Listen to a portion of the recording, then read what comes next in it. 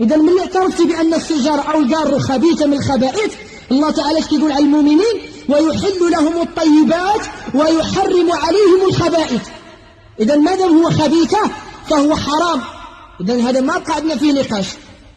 الرجعوا للأخ ديالنا الأولاني اللي قال لنا ودي أنه من الطيبات، قلنا لي طيب.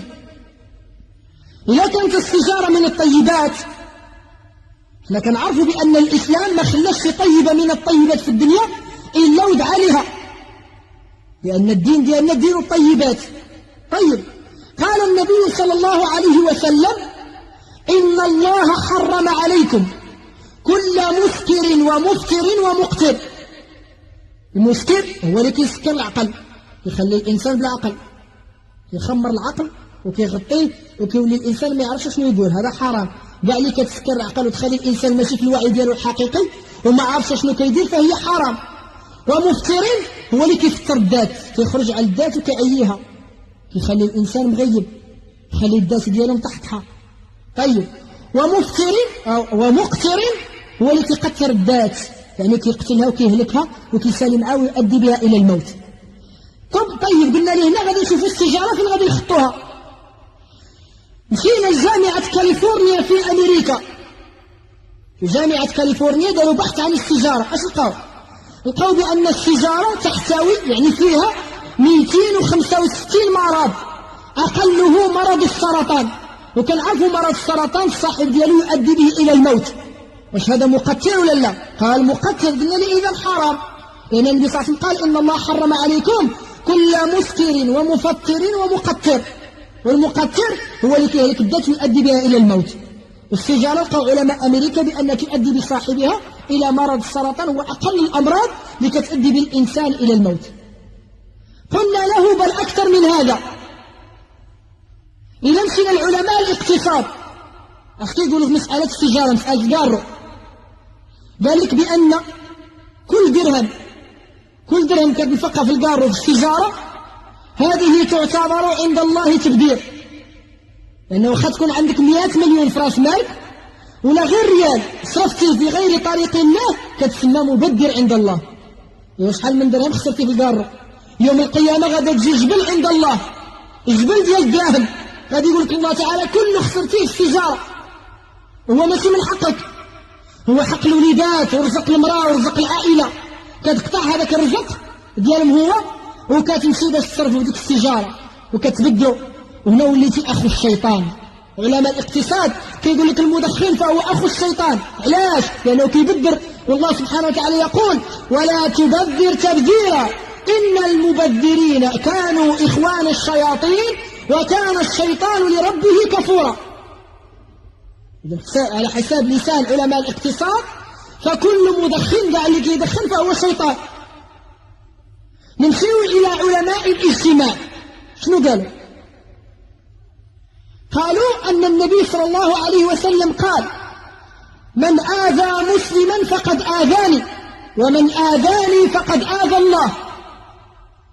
إنسان المدخن كيجيب لك حدا خوه المسلم غير في المجامع غير في المناسبات، خوه المسلم مسكين عيان أو عنده الحساسية أو عنده الضيقة ما يقدرش على الرائحة الكريهة، ساعة ولا ساعتين 3 أسوايع وانت قاعد حداه وانت كتنهج يعني كتدخل الهواء وكتخرج وكتأذيه بديك الريحة ديال الكارو مسكين وما قادرش يتكلم، جات القدرة حداك وجالس حداك فكتأذيه بديك الريحة، هو كيشكيك الله تعالى كيقول يا ربي هذا العبد هذا راه آذاني بهذه الريحة هذه. سيدنا النبي صلى الله عليه وسلم قال من آذى مسلما، اللي آذى خوه المسلم جا قاعد حداه وآذى بريحته فقد آذاني يعني فقد آذى الرسول، ومن آذاني يعني اللي آذى رسول الله فقد آذى الله. إذن بالمعنى إذا آذيت أخوك المسلم راك تآذي الله سبحانه وتعالى. نشوف الحكمة الإلهية. علاش دخول الخلاء أو لا بغيتي تدخل المرحاض أو لا بغيتي تدخل الكنيف كما كنقولوا حنا أو لا بغيتي تدخل الطواليت كما كنقولوا حنا، أمر النبي صلى الله عليه وسلم بأن الإنسان إلا بغى يدخل الخلاء يعني بغى يدخل يقضي الحاجة ديالو أنه ما يتكلمش في المرحاض. وخا يتكلم معك شي واحد ولا يعيط عليك وانت في المرحاض ما تتكلمش معاه. شنو الحكمة من هذا؟ بين لهم النبي صلى الله عليه وسلم أن الملائكة عندنا جوج ديال الملائكة كيكتبوا واحد على اليمين وواحد على اليسار، ملي كتدخل المرحاض ما كيدخلوش معاك كيبقاو برا واقفين، إلا ما تكلمتيش ما يدخلوش، أما لا تكلمتي كيدخلوا باش يقيدوا عليك داك الكلام، فكيشموا الرائحة الخبيثة في المرحاض، فكيشتيوك الله تعالى وكيقولوا يا ربي هذا العبد تكلم ويتسبب لنا في الدخول باش نسموا هذه الرائحة الكريهة. فالملائكة كيتآذوا من الرائحة الكريهة، فما بالك بالإنسان اللي كيآذي الملائكة في المسجد. واحد داخل يصلي المسجد وكيدخل باكية ديال الكارو ويديرها في التقاشر ولا يديرها في الصباط ديالو ويدخل، وجالس في الجامع وديك الريحة ديال الكارو كتخرج، هو كيآذي ملائكة الرحمة اللي كيتسالوا في هذاك المسجد. الملائكة كلهم كيهربوا منه في المسجد وكيقولوا يا ربي هذا العبد دخل المسجد مدخن وآذانا، يا ربي راه كنسكيوك ليه. ولهذا كيقول علماء الاجتماع أن المدخن كيآذي خوه المسلم وكيآذي الله تعالى وكيآذي النبي صلى الله عليه وسلم وكيآذي حتى الملائكة. علماء الدين، ما زلت كنواجب هذا الأخ في المناسبة، قلت له علماء الدين اش قالوا في مسألة التدخين؟ قالوا أن النبي صلى الله عليه وسلم قال من أكل من هذين الأخبتين فلا يقرب مسجدنا هذا 3 أيام. شنو هما؟ البصل والثوم. قال لهم سيدنا النبي صلى الله عليه وسلم اللي كان البصلة خضراء ولا كان الثومة خضراء ما يدخلش الجامع ديالنا 3 أيام. وأنا نقول لك يا أجل أما أكثر ريحة البصلة خضراء وريحة الثومة خضراء ولا ريحة الكارو؟ قال لي ريحة الكارو أكثر. قلت لي إذا أنت خاصك ما تدخلش شهر، إلا هما ما غيدخلوش 3 أيام ريحة الكارو أكثر، أنت ما تدخلش الجامع شهر. إذا أنت ما عمرك غادي تجمع مع جماعة المسلمين في بيت الله تعالى، ما عمرك غادي تكون من زوار الله تعالى، وما عمرنا غادي يشهدوا لك بالإيمان، لأن ما دمتي كتكمل الكارو ما غادخلش الجامع، ولا ما دخلتيش للجامع ما يمكنش يشهدوا لك بالإيمان، لأن سيدنا النبي صلى الله عليه وسلم ماذا قال؟ قال النبي صلى الله عليه وسلم إذا رأيتم الرجل يعتاد المسجد فاشهدوا له بالإيمان. إلا شفتوا الرجل مقابل الوقيتات ديالو وكل ساعة غادي للجامع غادي يشهدوا لي بالإيمان، أما ما كيدخلش الجامع ما يمكنش يشهدوا لي بالإيمان. كذلك يقول علماء الدين أن سيدنا النبي صلى الله عليه وسلم قال نظفوا طريق القرآن، نظفوا الطريق ديال القرآن. قالوا يا رسول الله وما طريق القرآن؟ شنو هو طريق القرآن؟ قال الفم، فمك هو طريق القرآن، واللي كتخرج منه الحمد لله رب العالمين 17 مرة في النهار. قالوا يا رسول الله وبما ننظفه؟ باش غادي ننظفوا الفم ديالنا؟ قال نظفوه بالسواك. عرفتوا السواك؟ السواك هو عود الأراك. وقال سيدنا النبي صلى الله عليه وسلم لولا أن أشق على أمتي لأمرتهم به. كل ماشي تخفيف على الأمة ديالي غادي نأمرهم بالسواك، وكون أمرنا بالسواك ولا في أمر الوجوب غادي يولي عود ديال الأراك صغيوت ويولي يشري ب 2000 ريال، لأنه كيجي من أرض الحجاز. ولكن سيدنا النبي صلى الله عليه وسلم ما وجبوش وخلاه من باب السنة. طيب نظفوا طريق القرآن. قالوا يا رسول الله باش غنظفوه؟ قال لهم بالسواك هو عود الأراك. من الناس غادي نظفوه؟ غادي نظفوه من الخبز اللي كيبقى في السنان، من داك اللحم اللي حلال والخبز حلال. فما بالك بالإنسان فم كله خامز بريحة الكارو بالرائحة الكريهة، وكيدخل الجامع وكيقرأ الحمد لله رب العالمين، كيخرج كلام الطاهر كيخرج من ذاك الفم اللي عامر بالخبث. هنا فهو كيحق عليه قول النبي صلى الله عليه وسلم رب قارئ للقرآن والقرآن يلعنه، لأن ذا القرآن في غير بلاصتو كيخرج من مكان الخبث، خاصو ما يقراش القرآن لأن الفم ديالو فيه الخبث وفيه ما حرم الله. بل نمشيو قلنا ليه نمشيو أكثر من هذا. علماء الفقه شنو قالوا؟ قالوا بأن اللي كيكمي السيجارة يعني اللي كيكمي الكارو صلاته باطلة. هذا المشكل الأكبر. علاش؟ لأن لا تصح صلاة بدون خشوع. الصلاة اللي ما فيهاش الخشوع ما هي صلاة. يعني سيدنا النبي صلى الله عليه وسلم نشرحوا بالدارجة باش تفهم هذا الكلام. النبي صلى الله عليه وسلم قال لنا كاين اللي من الصلاة ديالو عنده النصف، وكاين اللي عنده الثلث ديال الأجر، وكاين اللي عنده الربع، وكاين اللي عنده العشر، واللي كاين اللي عنده ربع العشر ديال الأجر، وكاين مسكين اللي ما عنده والو. لكن اللي ما عنده والو هو اللي قال عليه النبي صلى الله عليه وسلم رب مصل ليس له من صلاته إلا التعب والنصب. كاين اللي مسكين ما عنده من الصلاة ديالو المحنة محن، غاما يتاوى مع الفجر ونايض مع الظهر وهاز المقراج ويدفيه وينوض يتوضا وكيجاري هو ما عنده من الصلاة ديالو إلا داك التعب اللي كيتعب فيه. علاش؟ لأن هاد السيد هذا من الناس المدخنين. وعلاش كتبت الصلاة ديالو؟ لأن قالوا علماء الفقه بأن الصلاة هي الخشوع، ولا ما كاين خشوع ما كاين صلاة. والإنسان اللي كيكمي لا خاص اللي كيكمي 6 سنين و10 سنين و15 عام كيولي الصدر ديالو كينهز كيخرخر كنقولوا حنايا. ملي كيدخل الصلاة مع كيضايقوا هذا من هنا وكيضايقوا هذا من هنا، خاصو غير البرد، خاصو التسع، خاصو فوقاش يخرج. ملي كيقول الله أكبر هو كينهز، بالو معاش، بالو غير مع الكارو، بالو مع الإمام يمكن غادي يسلم باش يخرج يضربوا البرد. علاش؟ لأن الصدر ديالو مريض، والعقل السليم في الجسم السليم، هذا ما عمرو كيخشع، هذا ديما كيقول الله أكبر وعقله غير مع ديك السلام عليكم الأخرى باش يخرج يضربوا البرد. علاش؟ لأنه ضيق صدرو ضيق وعمر بالخبات، واللي جا حداه وزيرو ما كيتقبلش، ديما خاصو الهواء. طيب، وقال علماء الفقه كذلك أن التدخين أو ما يسمى بالقارو كيبطل حتى الصيام. علاش؟ لأنه كما قلنا هو حرام. والإنسان اللي كيبدا الصيام ديالو أول ليلة من رمضان آخر حاجة كيتسحر بها باش كيتسحر بالقارو. إلا كان سيدنا النبي صلى الله عليه وسلم قال تسحروا ولو بجرعة ماء، تسحروا ولو بكويس ديال الماء حلال، فإن في السحور بركة. هو آخر حاجة كيختم بها هو أنه كيكمي قارو كيدخل الحرام يكرشو.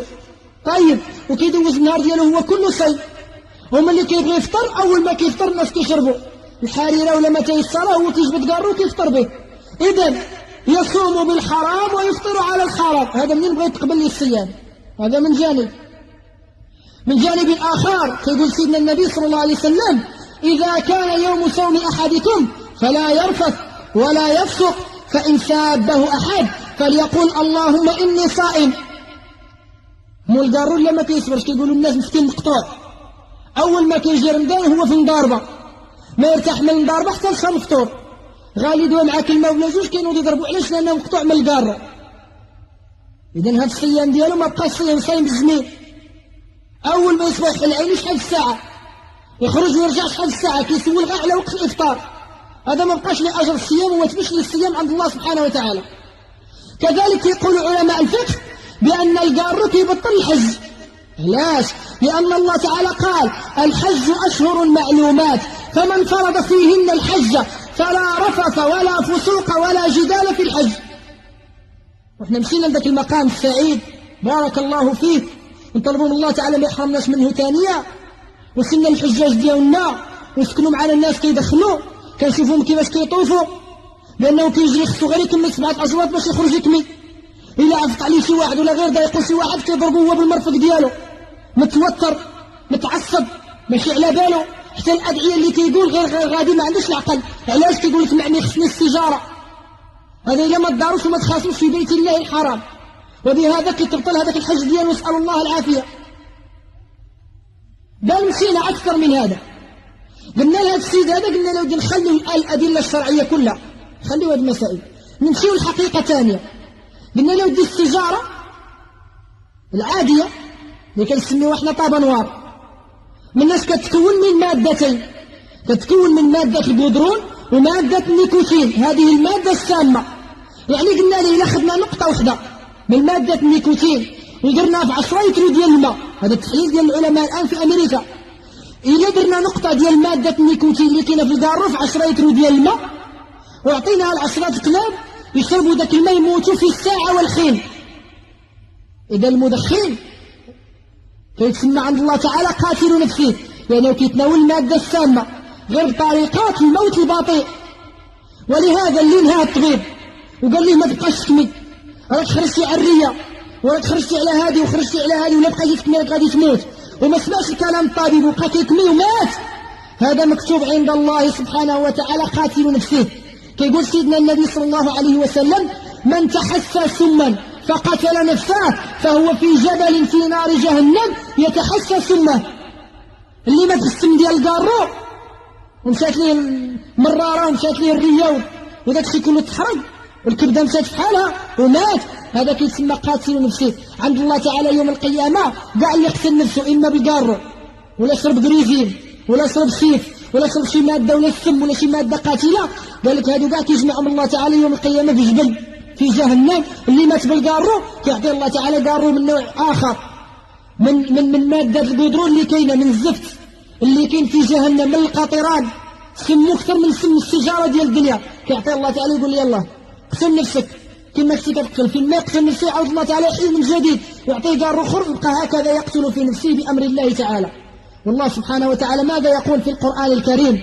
اسمع، قال الله تعالى: ولا تقتلوا أنفسكم إن الله كان بكم رحيما ومن يفعل ذلك عدوانا وظلما فسوف نصليه نارا وكان ذلك على الله يسيرا إن تجتنبوا كبائر ما تنهون عنه نكفر عنكم سيئاتكم وندخلكم مدخلا كريما.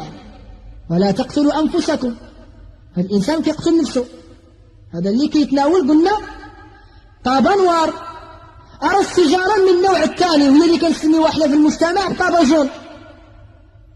هذا النوع الثاني كنستوردوها طاباجون، تستورد من الخارج، وكانت الشركة ديال تبغى كتضيع منها واحد الكمية كبيرة بسبب الحريق المهول اللي كيجي فجأة. لهذا بداو كيديروا ديك المادة لأنها غالية كتجي من برا، ولاو كيفزقوها بمادة الروم وهو نوع من الخمر.